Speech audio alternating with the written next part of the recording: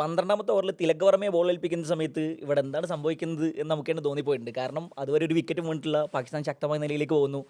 പിന്നെ നമ്മൾ തന്നെ ആ സമയത്ത് കളി കണ്ടുകൊണ്ടിരിക്കുമ്പോൾ പറഞ്ഞു. കാരണം തിലക് വർമ്മ എന്തിനാണ് ബോൾ ഏൽപ്പിച്ചത്, അതായത് പ്രധാന ബോളേഴ്സിൽ വിശ്വാസം ഇല്ലേ എന്ന രൂപത്തിലേക്ക് നമ്മൾ ആ സമയത്ത് കളി കണ്ടപ്പോൾ പറഞ്ഞിരുന്നു.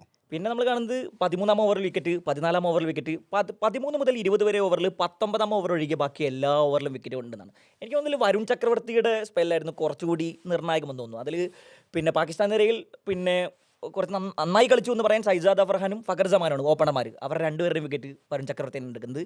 അതിനുശേഷം അവരുടെ കൂട്ടത്തിൽ രണ്ടക്കം കിടക്കുന്നത് സായി മയൂബ് മാത്രമാണ്. ബാക്കി എല്ലാവരും ഒറ്റ 7 പേര് രണ്ടക്കം കാണാതെ പുറത്തായി. ഒപ്പം തന്നെ കുൽദീപിന്റെ പ്രകടനം, കുൽദീപ് 4 വിക്കറ്റ് എടുത്തത് 8 പന്തിന്റെ ഇടവേളയിലാണ് ആ 4 വിക്കറ്റ് വരുന്നത്. അതിൽ 3 വിക്കറ്റ് വരുന്നത് ഒരു ഓവറിലാണ്. ആ 8 പന്തിൻ്റെ ഇടയിൽ ഒരു റൺസ് പോലും അദ്ദേഹം വഴങ്ങിയിട്ടില്ല. വഴങ്ങിയത് ഒരു എക്സ്ട്രാ, ഒരു വൈഡ് പോയൊരു എക്സ്ട്രാ റൺസ് മാത്രമാണ് വഴങ്ങുന്നത്. മാത്രമല്ല കുൽദീപ് ഈ ടൂർണമെൻറ്റിലുടനീളം കാഴ്ചവെച്ചൊരു പ്രകടനമുണ്ട്. ഇപ്പോൾ ഈ സീരീസിൽ 17 വിക്കറ്റുകളാണ് അദ്ദേഹം നേടിയിട്ടുള്ളത്.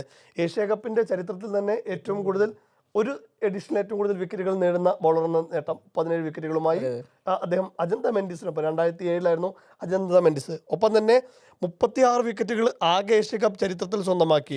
മറികടന്നത് ശ്രീലങ്കയുടെ ഇതിഹാസ താരം ലസിത് മലിംഗയെ 33 വിക്കറ്റുള്ള.